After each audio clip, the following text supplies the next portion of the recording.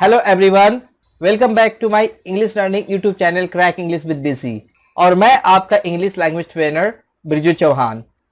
Dear friends, आज के session में हम लोग स्टडी करेंगे स्टेटमेंट के विषय में, यानी असर्टिव सेंटेंस के विषय में, और इसके अंडर स्टडी करेंगे कॉन्सेप्ट ऑफ ए स्टेटमेंट। आखिर एक स्टेटमेंट होता क्या है।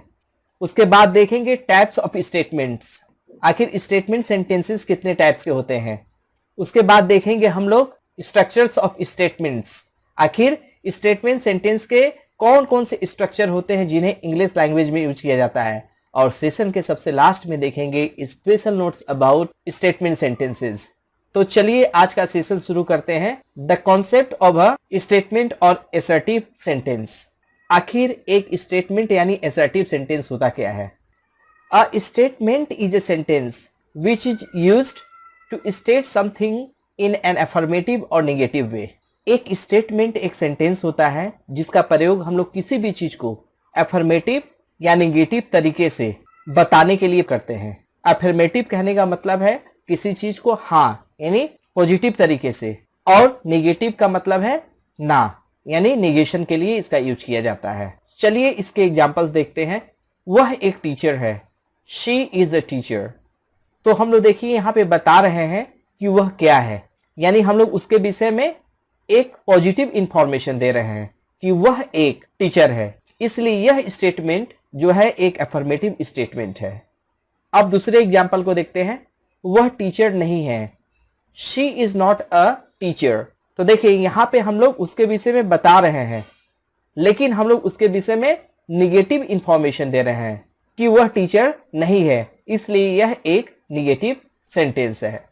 तो डियर फ्रेंड्स, हम लोग समझ सकते हैं एक स्टेटमेंट जिसे असर्टिव भी कहा जाता है, यह एक ऐसा वाक्य होता है जिसमें हम लोग किसी भी व्यक्ति, वस्तु, स्थान के विषय में अफर्मेटिव या निगेटिव तरीके से इंफॉर्मेशन देते हैं। अब चलिए देखते हैं टाइप्स ऑफ स्टेटमेंट्स। आखिर स्टेटमेंट्स के क्या टाइप होते हैं।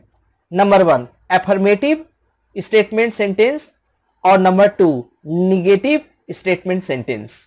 यानी स्टेटमेंट सेंटेंस जो होता है यह दो तरीके का होता है। अफर्मेटिव स्टेटमेंट सेंटेंस होता है और जो दूसरा है वह निगेटिव स्टेटमेंट सेंटेंस होता है।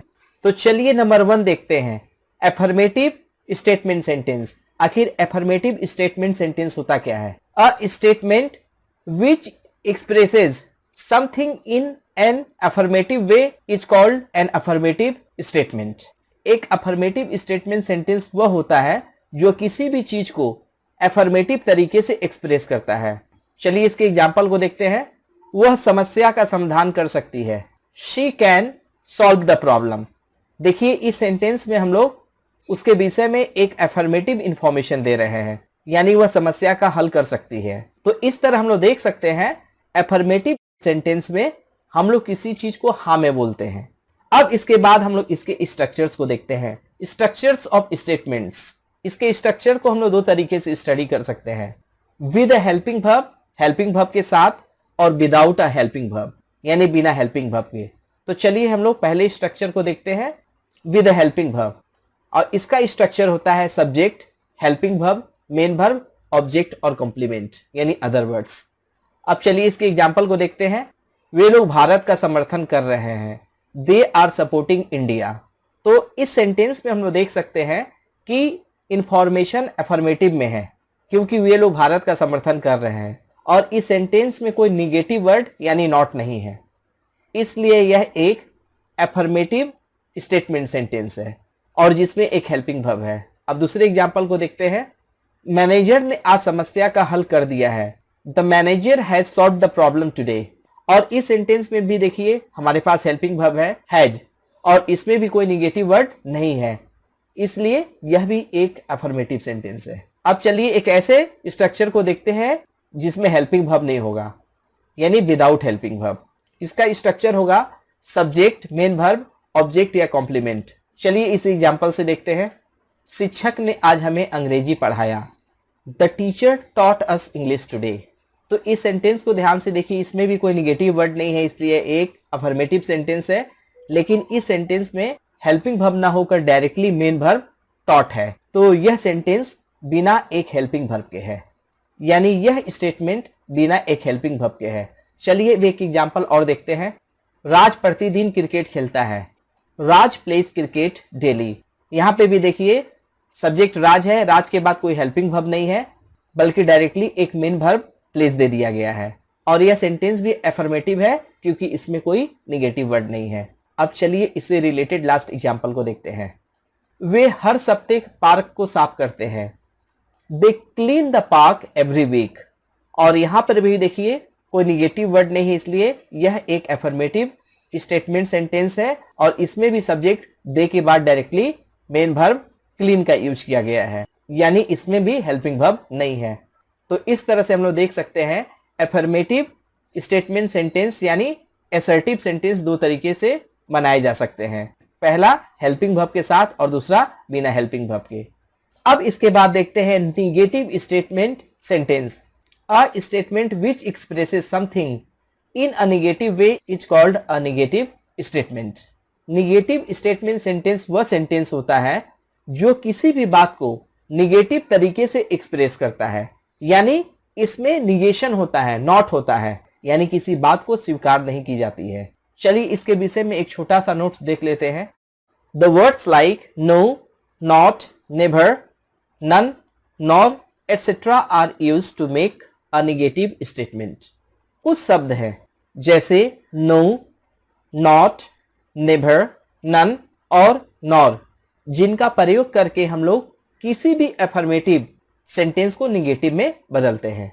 चलिए निगेटिव स्टेटमेंट सेंटेंस के स्ट्रक्चर को देखते हैं। Subject, helping verb, not, main verb, object या कॉम्प्लीमेंट। यानी निगेटिव सेंटेंस में एक सबसे खास बात होती है कि इसमें नॉट दिया रहता है, और केवल सेंटेंस में नॉट ही हो यह जरूरी नहीं है। नो भी हो सकता है, नेवर भी हो सकता है, नन भी हो सकता है, नॉर भी हो सकता है। लेकिन नो और नॉट सेंटेंस को निगेटिव बनाने में स्पेशलिस्ट है। अब चलिए इसे कुछ एग्जाम्पल से देखते हैं। वे लोग भारत का समर्थन नहीं कर रहे हैं। They are not supporting India. यह सेंटेंस देखिए निगेटिव है क्योंकि इसमें नॉट लगा हुआ है, यानी यह एक निगेटिव स्टेटमेंट सेंटेंस का एग्जाम्पल है। चलिए अब दूसरे एग्जाम्पल को देखते हैं। मैनेजर ने आज समस्या का हल नहीं कर दिया है। The manager has not solve the problem today. यह भी एक निगेटिव स्टेटमेंट सेंटेंस का एग्जाम्पल है क्योंकि इसमें नॉट आया है। तो इस तरह से हम लोग देख सकते हैं निगेटिव स्टेटमेंट सेंटेंस वह होता है जिसमें हम लोग किसी बात को नकारात्मक तरीके से प्रस्तुत करते हैं, यानी किसी व्यक्ति, वस्तु या स्थान के विषय में किसी चीज को ना में कहते हैं, यानी निगेटिव इंफॉर्मेशन देते हैं। तो डियर फ्रेंड्स, अभी तक हम लोगों ने देखा कि एक स्टेटमेंट क्या है, इसके डिफरेंट टाइप्स क्या हैं। अब इसके बाद हम लोग देखेंगे स्टेटमेंट के विषय में कुछ स्पेशल नोट्स, जिससे आपको स्टेटमेंट बनाने में और अधिक सहायता मिलेगी। Number 1, a statement is also known as assertive और डिक्लेरेटिव सेंटेंस। हम लोग स्टेटमेंट को ही असर्टिव और डिक्लेरेटिव सेंटेंस के नाम से जानते हैं। Number 2, a statement begins with the subject and ends with a full stop. एक स्टेटमेंट हमेशा सब्जेक्ट से शुरू होता है, जैसे I, we, you, he, she, they, it, name, place या थिंग, और हमेशा एक फुल स्टॉप से खत्म होता है। यदि यह फुल स्टॉप से नहीं खत्म होता है तो ऐसे सेंटेंस को हम लोग इनकरेक्ट सेंटेंस मानते हैं। चलिए इसे एक एग्जांपल से देखते हैं। वह मेरी दोस्त नहीं है। She is not my friend. सुनने में तो लग रहा है यह सेंटेंस करेक्ट है, लेकिन यह इनकरेक्ट है। सेंटेंस को ध्यान से देखिए। यह सेंटेंस सब्जेक्ट से शुरू हुआ है, इसमें इज भी है और निगेटिव वर्ड नॉट भी है और कॉम्प्लीमेंट माई फ्रेंड भी है, लेकिन यह इनकरेक्ट है कैसे, यह अब आपके माइंड में आ रहा होगा। सेंटेंस को ध्यान से देखिए। सेंटेंस के अंत में फुल स्टॉप नहीं दिया गया है, और मैंने इसी स्पेशल नोट में बताया है कि स्टेटमेंट हमेशा एक फुल स्टॉप से खत्म होता है। इस वजह से यह स्टेटमेंट इनकरेक्ट है। तो इसे करेक्ट करने के लिए हम लोग सिंपली इसके लास्ट में फुल स्टॉप रख देंगे। शी इज माई फ्रेंड और सेंटेंस के अंत में फुल स्टॉप है, इसलिए यह एक करेक्ट सेंटेंस है।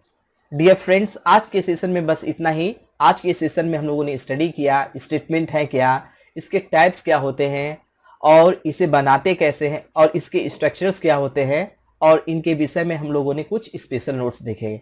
डियर फ्रेंड्स, यदि आपको वीडियो अच्छी लगी तो इसे लाइक कीजिए, इसे शेयर कीजिए, मेरे YouTube channel crack English with BC को सब्सक्राइब कीजिए और बेल आइकन पुश करना ना भूलें ताकि मेरे आने वाली हर वीडियो का नोटिफिकेशन आपको मिलता रहे। वीडियो में आखिर तक बने रहने के लिए थैंक यू वेरी मच।